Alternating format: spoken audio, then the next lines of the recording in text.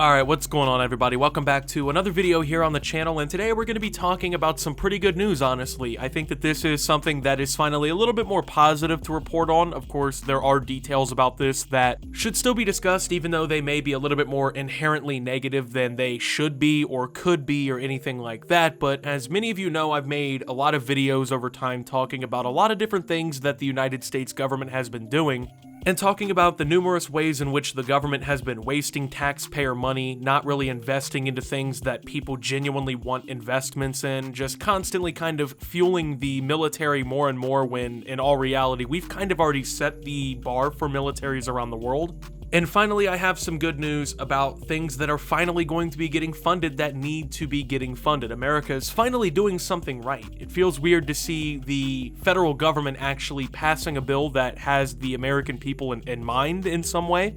I won't go as far as to say that this one is like actually for the American people or that this is a perfectly good thing and that there's nothing wrong with this. We're kind of going to just going over, I guess, everything here today and just talking about the different things that we can expect, talking about the things that will be getting funded, needing funding, and things like that, and just kind of, I guess, really encapsulate this entire topic all down into one here and try and get everything kind of covered in one video. So, if you didn't know, a major hot button topic in the House of Representatives and in the Senate over the last few months has been this massive infrastructure plan that has been proposed primarily by Biden backing lawmakers and has kind of, I guess, morphed into one of the probably defining moments of the Biden presidency. This is a $1 trillion bipartisan infrastructure plan that has been announced, and there's been a lot of debate going on around it between the two different sides, the Republicans and the Democrats, and there's been, kind of, I guess, realistically a stall in this entire thing, because if you think about it, this is, a lot of this at least, things that should have been planned and funded a long time ago.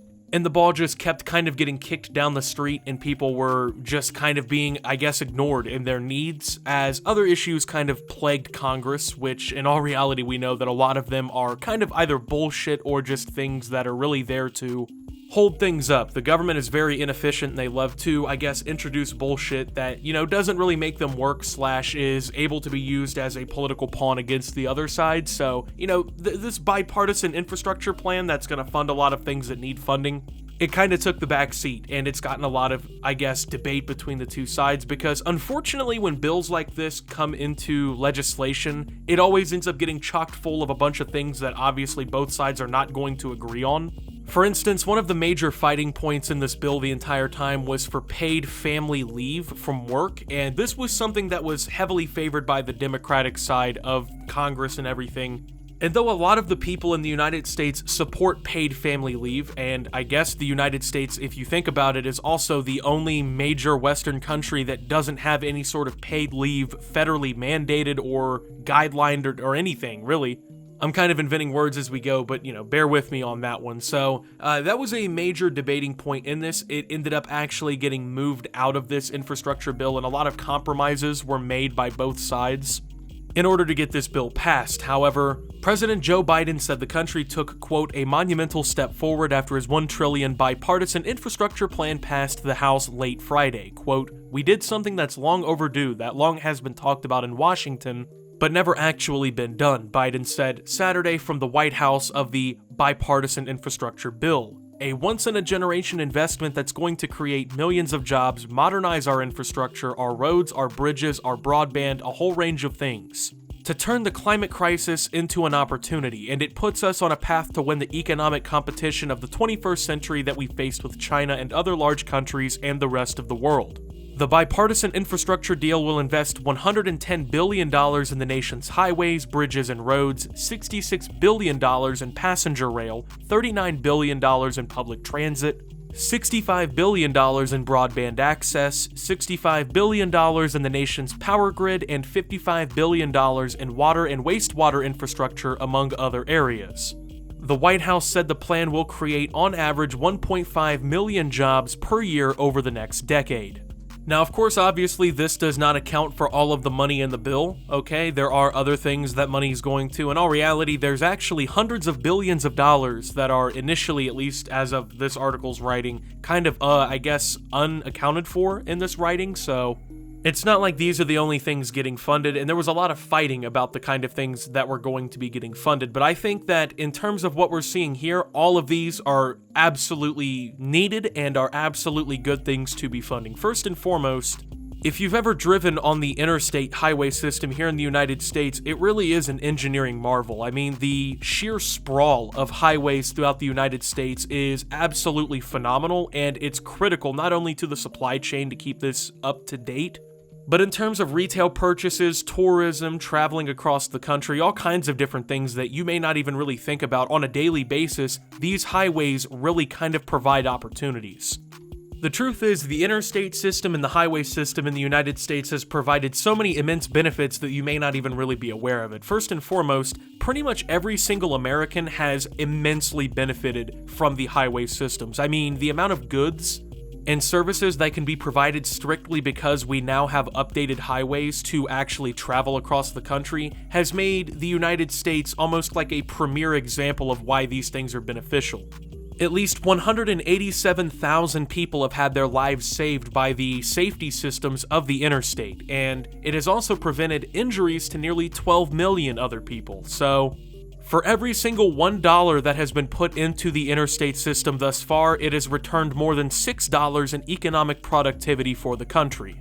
And on top of that, the interstate system can also be used as an express lane for the military to travel across the country in case of any national security incident. So, if there's an invasion on the West Coast within, a day and a half, 2 days or so, the military on the East Coast can be there in order to fight back because we have interstates. I mean, if you think about it, the grids of cities that we see, those roads would not be sufficient for anything like that. And I mean, you consider the other things that this bill is also doing, and I know I'm kind of rambling on here, but $66 billion in passenger rail. A lot of people have been saying this is exactly what the United States has been needing for years. I mean, you look at a lot of the transit systems in the US, and they simply just aren't enough to meet the growing demands of these cities. There's literally cities in the United States where the public transit is so bad that it's essentially fucking worthless. It's not even worth using.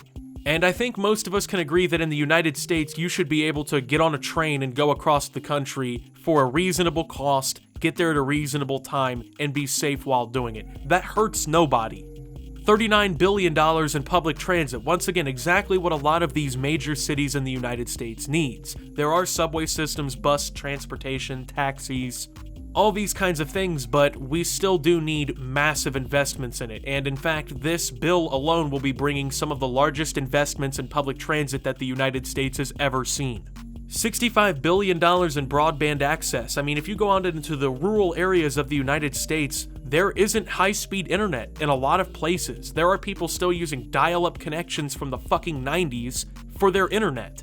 In modern society, that's genuinely unacceptable. And, 10 years ago, you could have made the argument that internet isn't a necessity, that having the internet isn't something you genuinely need, but I really don't think you can make that argument anymore, considering that a large amount of the education system depends on the internet at this point, and on top of that, a lot more people, record numbers of people, are working from home. Even now that we're getting out of the pandemic, there are still companies that are forcing people to work from home because it's genuinely more efficient. You don't have to worry about employees really being late to work, hopefully. There's not traffic and congestion. You don't have to deal with so many people in one area. There's a lot of benefits to working from home, and these kinds of investments are exactly what we need to tackle these new age problems.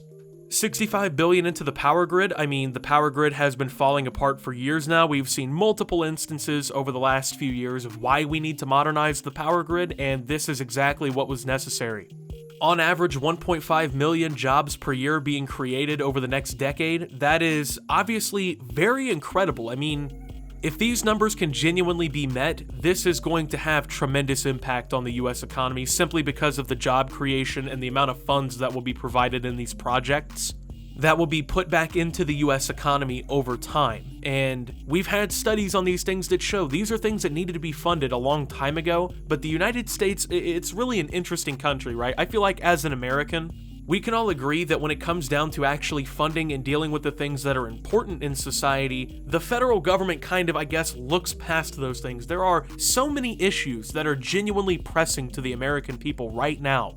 that you cannot anticipate any answer from the federal government anytime soon, realistically. So Biden had taken to the phones for last-minute calls to key House members as Speaker Nancy Pelosi pushed through two critical votes late Friday on the Democratic agenda, the infrastructure plan and the $1.75 trillion Build Back Better social spending and climate policy package. The final vote on the infrastructure plan also, it's already passed by the Senate. I forgot to point that out, but passed 228 to 206 with 13 Republicans joining Democrats and 6 Democrats voting against. The bill will now be sent to Biden's desk for his signature. During a briefing with reporters, Biden told ABC News' Ben Gittleson that Americans can expect to see the impacts of the bill within 2 to 3 months. So this was genuinely a bipartisan effort. There was, once again, a lot of arguing. A lot of it actually came between Democrats. There was a lot of arguments between Democrats about some of the things that were attempted to be included in the bill, obviously, a lot of bipartisan fights and things like that. But I think that this, in general, overall, will be a favorable thing for the United States. I think that this is an example of when the US government functions properly, maybe something good can actually happen from it. We, once again, have yet to see the final results of this, but as it looks on paper, this is actually kind of gearing up to be a good thing. One of the major criticisms against this bill, and I guess realistically these debates in general, was how much this kind of thing is going to cost. I mean, we're talking about a $1 trillion price tag. But my whole rationale for this is you already know the US government is going to spend money. You know, the argument of, oh, well, we're spending too much money, I feel like is not out the window, but it's definitely got a leg out the window because it seems like this argument only really gets brought up when we're talking about funding things that genuinely need to be funded. When we're talking about community projects, when we're talking, you know, about modernizing our society in different ways, that's when you see these debates. Oftentimes, you don't see these kind of arguments coming forward when it comes to pushing a new military budget bill that's nearly $1 trillion every single year, right? You don't see that kind of argument, and let's be real, the military funding is completely inflated at this point. Realistically, a lot of the branches of our government are inflated in the amount of money that they get.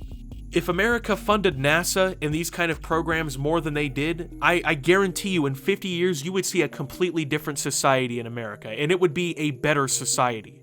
Because these are the kinds of things that genuinely benefit and impact people in areas of their lives that matter. We don't need more military spending. We don't need more bullshit going on in government. We need legitimate, actual bills that have a proven track record of being efficient and being effective, investing in things in core infrastructure that in some areas hasn't even been invested in the better part of 75 years. And I think that we as a country need to stop politicizing these kinds of things. I mean, you look at other countries, right? You look at European countries or like, you know, Asian countries like Japan and South Korea. There is a lot less politicization of these kinds of topics because usually these kinds of projects benefit everybody regardless of their political affiliations. But in America, it's become apparent that things that actually help people, the things that are sensible that we should be doing, are the ones that are oftentimes the most heavily politicized. And, you know, if you do one thing, you're hated by half the country, or if you do the other, you're hated by the other. And this is one of those things, I think, where people on both sides should support this. Yes, you can be concerned about the spending, but if you're concerned about spending here, let's be concerned about spending everywhere.